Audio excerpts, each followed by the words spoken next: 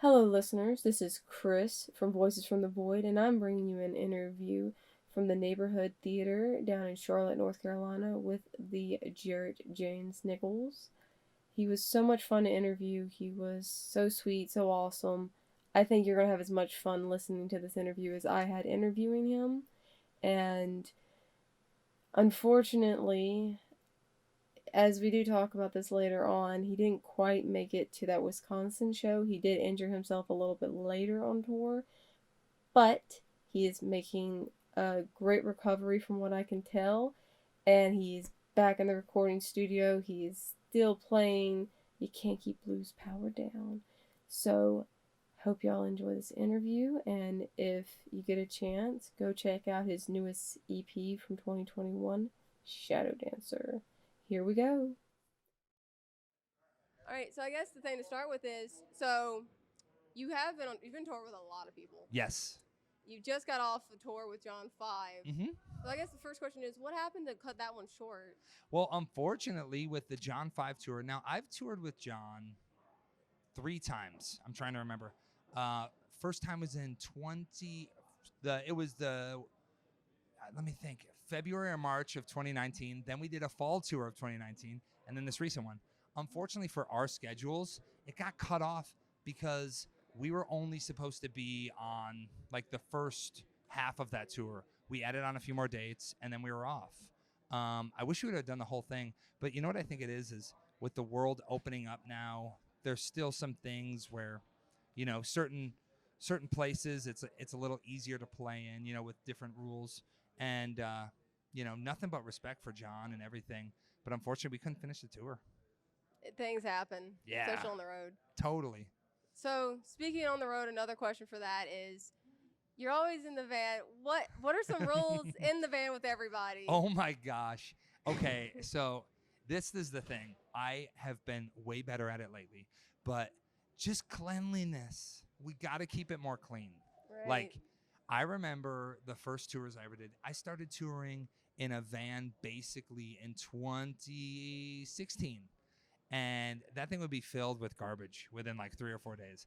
So now every time we get out, everyone has to take out their garbage. Yeah, like there's rules, and especially when we have more people on the road with us now. Man, you get 6, 7 people in a van with a trailer. Like that thing's gonna be loaded with garbage in a minute. So, okay, cleanliness is the one, right? And then we also have like quiet times. And I know that sounds funny, like kids, but like after shows, keep it quiet.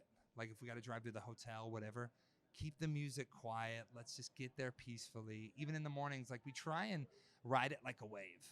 It's like we don't get in the van and like turn on the music and just, it's like we have to have some sort of like solitude.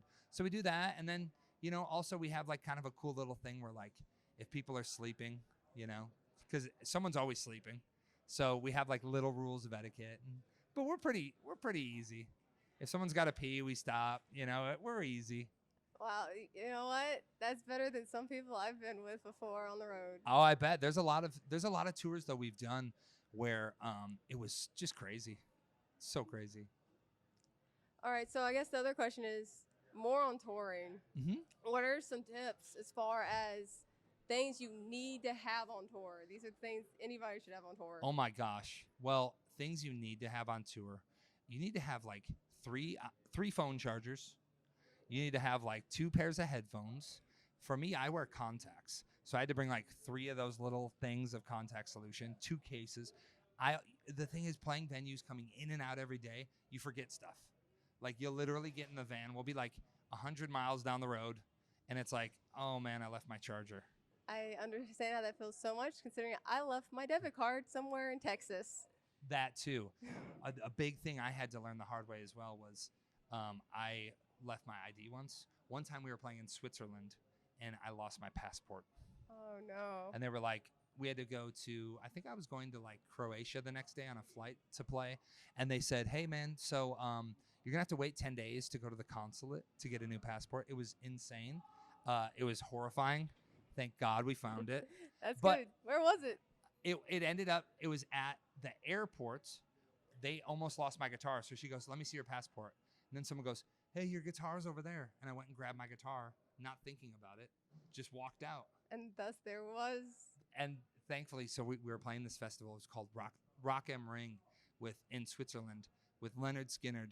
And I remember when I found out that I didn't have it, I usually keep it in my breast pocket. I was like, it's not here. So I said to the festival like security, who are all like Swiss cops, right? I said, hey, please help. I'm trying to call like the airport. I think it's there. By the time I got off stage, they were like, we found it. And I was like my heart skipped a beat. Such a lovely moment to see a cop right then and there. Oh my gosh. And not only that, I'm on stage in front of like, there was probably 10,000 people there. And I straight up was like worried about this passport. And I'm like, what if they don't have it? And I'm trying to play and I'm just like, just get into it. Don't think about it right now. And thankfully, when I came off, they figured it out.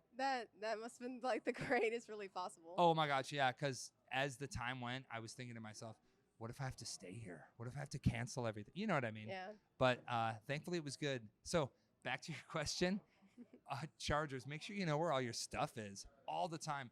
Another essential for me. This may be a little crazy. I like to now. There's this thing, and I'm not endorsed, but dude wipes. You got to get the dude wipes because it's not only about these places, your armpits. After I get off stage, I'm so sweaty. I just use it everywhere, like my face everywhere, because I found that if I don't clean off after a show, I can get a little stinky. Yeah, no one needs that. I imagine it can happen. Absolutely. So, I mean, what makes dude wipes so different from like going to the baby section and getting yourself? I imagine it'd be more expensive for dude wipes, wouldn't it? It might be. You know, at Amazon before tour, you can get the bulk. Big, just the whole thing is like. You know what? You're right. They probably are way more expensive, but if a guy like me starts pulling out baby wipes, people are gonna be like, "What's up with this dude?" And I'm using baby wipes, dude wipes. No, I'm just kidding. I don't judge anything. I totally understand it when you're out there, especially if it's like depending where you're sleeping that night. You got what you got. Well, you know what's funny too? Like when we're traveling, we'll do the van with a trailer, and then we'll do a hotel, so everyone has a bed that they sleep in. But man, sometimes like even tonight we're driving. We play tomorrow in Birmingham, Alabama, so we're gonna drive straight there. And it's like you don't really want to sit in your stage clothes for like 6 hours after, stuff like that. I completely understand that.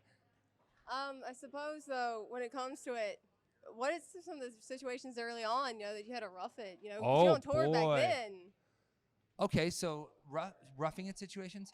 The best one I can say is so when we first started touring, I had no idea what I was doing, and Dennis, the drummer, was there, and we had our original bass player, and we were touring. We went to England. I was gonna drive. Now, if you've never been to England or you don't know, just putting it out there, you got to drive on the other side of the road. Yes. Everything's over there. So when we got there, I realized that, and I said to myself, "Oh, it'll be fine." So we rented. It was basically a van from Sixt, like the rental company, right? It turned out it was like a painter's van. So it was one row, right? So you could fit 3 people, and then the back was wide open for gear or whatever. So what we ended up doing for 3 weeks, we went around Europe, and it was November into December of 2016. And I drove this van around. We bought sleeping bags from like the whatever store, like Bass Pro Shops of the UK or whatever. And we ended up parking that thing wherever we could. And one person would lay in the front, lay across at night, and then the other 2 would lay in the back in sleeping bags with all the gear. We did that for like 3 weeks. I'm cool with that, but then it got to the point where it was like 10 degrees, and it was freezing. Yeah. Quick story, Dennis and I, one night, we parked in like this old horse pasture. I don't even know where we were. We were in like Wales in the UK. And we fell asleep, and it was so cold that we burrowed in our sleeping bags. And I swear, I was like, man, if I could sleep for 2 hours, I'd be happy. We woke up, we probably fell asleep at about 2 a.m. We woke up the next day at like 1 p.m. You maybe went cryogenically to sleep for a bit. I like hibernated like a bear, and I woke up and I was like, I feel amazing. But it was so cold. That was a weird one. But also, like when you're out on the road, especially when it was over in Europe, like we'd show up with like no money. And we're like, okay, what are we going to do? And like one person would have like a credit card, and then we'd swipe it, it'd get declined, and we're like, uh-oh. Our phones wouldn't work. Man, everything you can imagine, I think I did it. I think I know that prayer very well. Yeah. Yeah, It's crazy. that credit card I had on that trip, Uh-huh. that had a $500 limit. That included the few times we were in hotels. Well, that's the thing too, and we would go to like a hotel or go get food, and we wouldn't realize there was an exchange rate, and then there was they'd put a fee, like a international fee on it. Mhm. So like we thought we were like buying like a hamburger for like $20, right? Turned out to be like 60.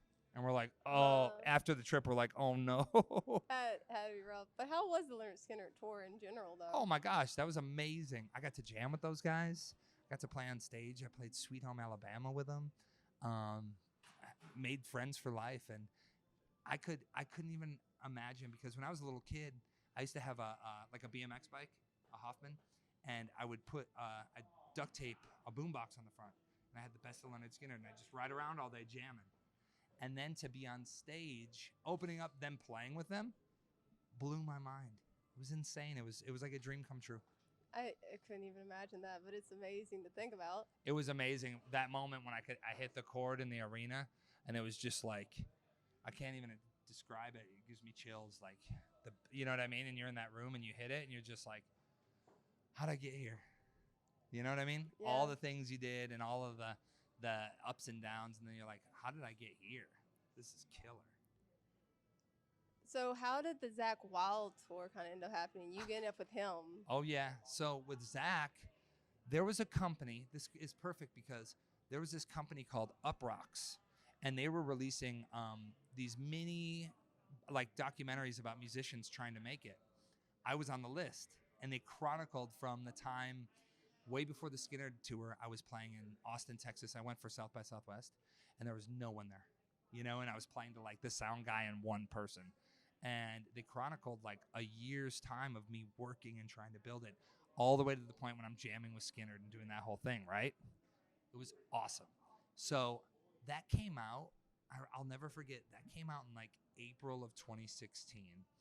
And by the next day, it had like 7 million views.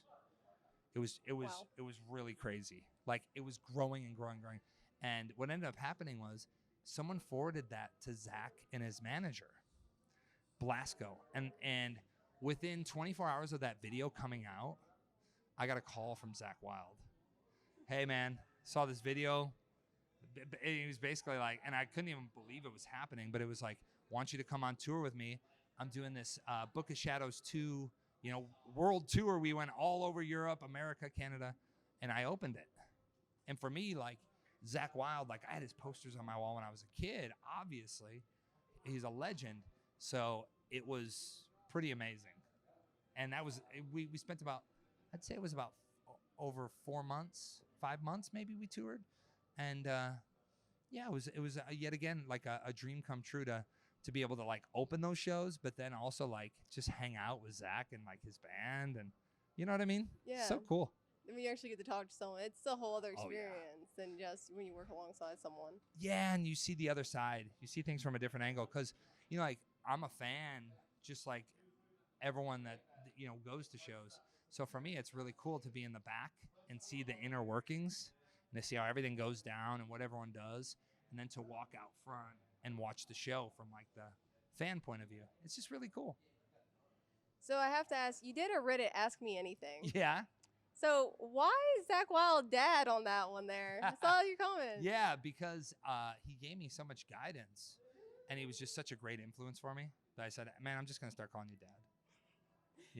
And he was the best. He completely like took me under his wing and just like was amazing. From the moment we met, I knew I'd met someone that was just awesome. He seems like a wonderful guy to be around. So honestly. Just such a positive influence, and he was awesome.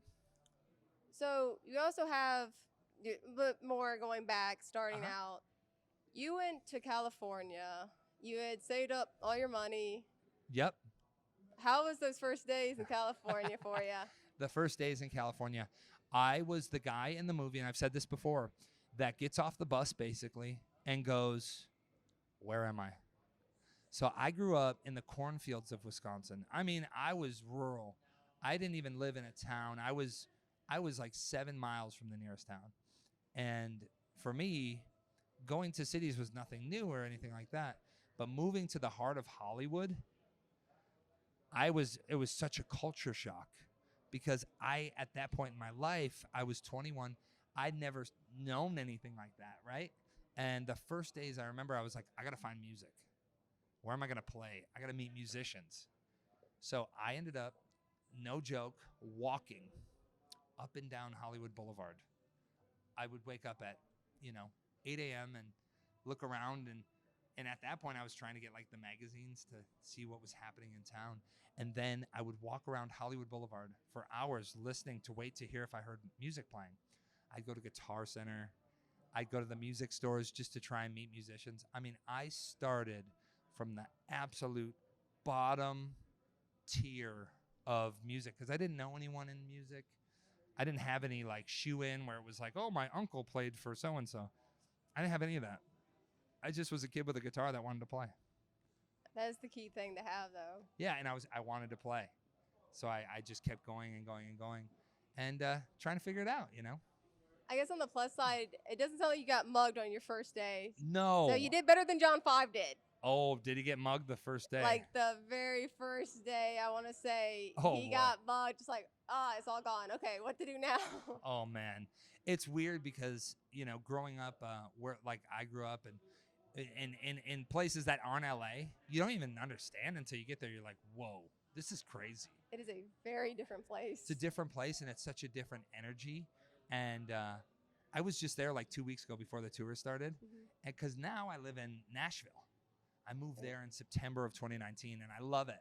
And it's the perfect thing because there's a lot of music, but also I'm kind of got like it's a little more easy pace where I live. It's a very fun place. Yeah. So I went back to LA, and I kind of got anxiety when I got there because I was like, all these memories coming back. I'm back in LA, but it's cool. It's I truly have nothing but like, even as hard as it was and how hard I really worked when I was there, I still have such great memories. You grew from it. Yeah. Oh, yeah. That's the thing. Sometimes when you're under pressure and you got to figure things out, that's when you either figure out if you're going to rise to the occasion or you're going to go, oh, man, I got to figure something else out. So sometimes pressure makes diamonds, right? Yep. Sink or swim. Sink or swim. Those are your only options.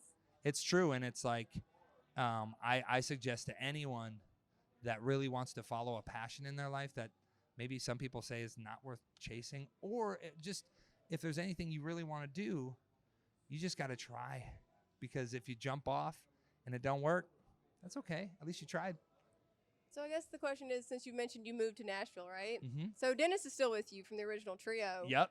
So what happened to the changeover? Because now I know you got Clark Singleton. We got Clark, yes. And, you know what it was with that is our first bass player, Eric, he was one of the first guys I ever met when I moved to LA. He's playing bass. I said, hey, man, if I ever get a gig, will you want to play bass? He was like, yeah, sure. So I got a gig, and I said, we need a drummer. He goes, oh, I know this guy. He just moved from Sweden, Dennis. So Eric, Dennis, and I, we played for 7 years. And it got to the point where it was getting real tough. And Eric ended up thinking that maybe it wasn't for him after all. And he wanted to go to a different path. And, in life, sometimes when you start something and then 7 years later, you grow into a different thing or you want to try something else. And that's what happened with Eric. And he's doing great as far as I hear. Everything's great. And then what happened after Eric was we got another friend of ours to fill in. And then he was like, oh, yeah, this is good, but I'm going to go back to my other band. And then we got another friend, and then COVID hit, and he was in Los Angeles. And we were like, man, we want to play. Dennis was in Nashville with me. And that's when Clark was an old LA friend of ours. And 10 years after we met Clark, we started playing together. So it's kind of weird how that happened because genuinely I've known Clark as long as I've known Dennis. But now is the first time we were ever playing together, which is pretty cool. It's really interesting to see how far, because he was an alumni of UNCG, which is the university. Yeah. And he made his way somewhere. He's doing something. He's amazing. Yeah. He is so good. He is such a good bass player, and he's got a great energy. And the way that he plays, he's such a great musician that when he plays, like, we have a conversation. Like he can play and I'll play something back. He plays, you know what I mean? And it's like some people you play with and you go, it's not really, it's hard to play with these people. Or like it doesn't feel natural. When I play with Clark on the bass, it's natural. That's exactly what you want to be in a band. Totally. It's great. So also, we're going to go on to your current album. Uh-huh. Well, EP. EP, yeah. Yeah. So I heard apparently also you didn't just use your usual 3 on it. You also had a flying V involved. Possibly? I had a flying V. Yeah, I had. You know what was cool, and I just got to say, being in the studio, I got to do a bunch of cool stuff. And it's not because I wanted to be fancy or like, ooh, this would be cool. It's like in a live setting, it's pretty primal. 3 guys just tearing it up. But when we were in the studio, we were able to use I ended up using the speakers out of an organ to give it like a really washy kind of sound. I was able to experiment with different stuff, and it was awesome. So yeah, I brought in a flying V, which was awesome. I love flying Vs. I used obviously the guitars I use on stage, but then I got to bring in like my big amps, like the big ones, like the ones that are too loud to play anywhere anymore, like the old ones. The Lemmy approved ones. I got to bring in the Lemmy approved amps, which was so cool because it's not every day you get to turn those things up. And when we're in the studio, it's like the one time where I can literally turn it all up and they go, okay, you know, because here it would be like way too loud. But I got to use all my stuff and it was awesome. It was so much fun. So also, what was the one thing when you went to California that you feel like has really been a constant throughout your career so far? Oh man, working hard.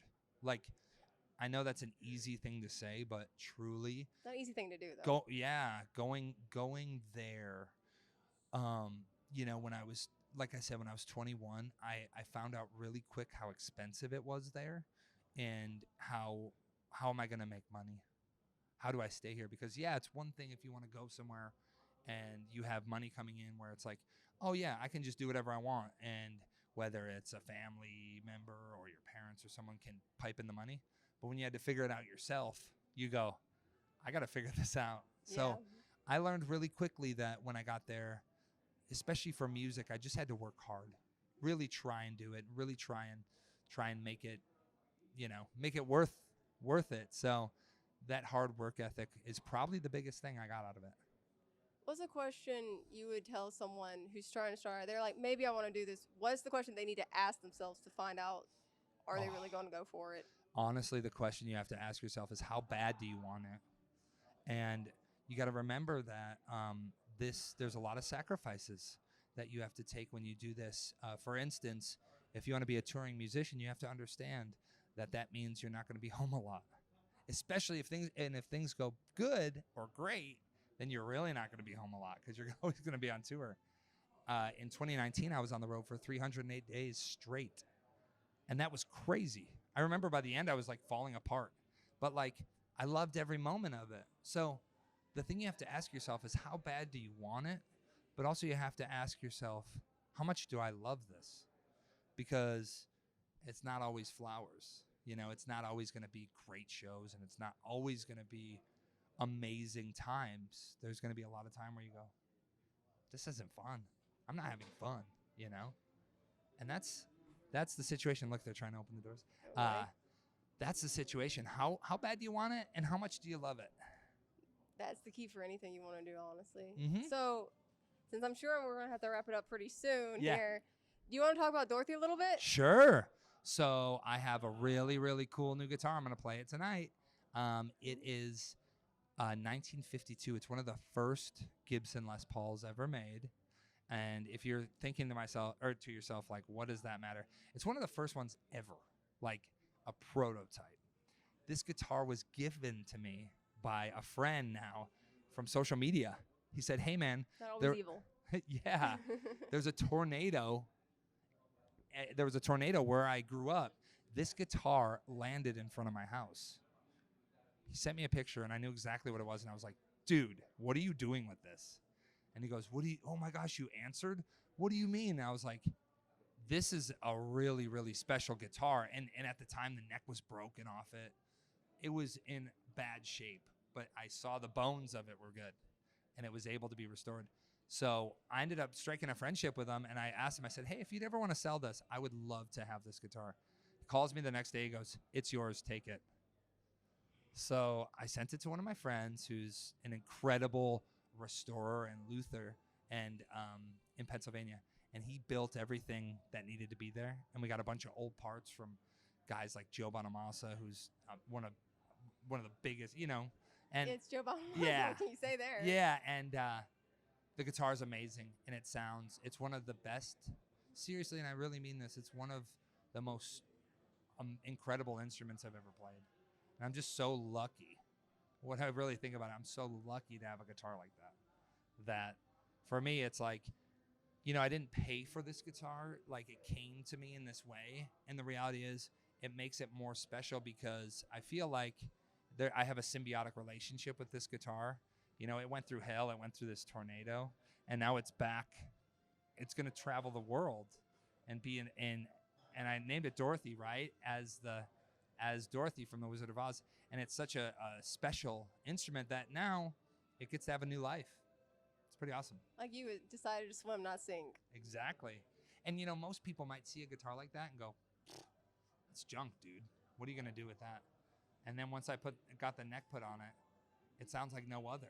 And it just shows you, it's like when things are meant to be and when something's special, you can tell. And when I play that guitar, everybody who's in the room, I know they can tell something special's going on. That's the best thing about any instrument. It's so good. Okay, final question. Uh-huh. So you're here with Blackstone Cherry on Yeah. tour. Mhm. And from the looks of it, looks like you're going to be finishing up the tour in Wisconsin. I know. Not too far from where you're from either. Not at all. So check this out. The venue, it's called Route 20. This is a highway that goes all the way to like the freeway to get to Chicago. We're playing legit. If you drive on that road straight for about 10 miles, it turns into another road, an older road. That's called Highway D. And you take that for another 10 miles. We're going to end up at my house. It's so close to where I grew up. And it's pretty cool because, my mom gets to come out. Family gets to come out. It's going to be awesome. I'm Hometown pumped. shows, they're like the thing for a lot of But people. they are, but also they're kind of stressful. Oh, yeah, Because when you're out everyone's on the road, and you don't have to deal with people, like family members and stuff, you're like, okay, I can just rock and roll. But sometimes when family's there, it turns into like a production. And I'm not saying that to be mean, but like you get a little more stressful. Yeah. But it's going to be fun. The people that matter to you put more stress on you as well. Yeah. You You're can't like, help oh it. man, I really want to make sure that they have fun. But it's great. It's the rule of fine with a lot of concert goers. They're like, why do I not take someone with me? Because I just want to have a good time. Right. But it's going to be fun to wrap it great. up in Wisconsin. So love it. Thank you so much, Jared, for Of talking course. to me. Thank I you. only wish we had more time. Yeah, we could talk forever. But this show has to go on. It's time to rock.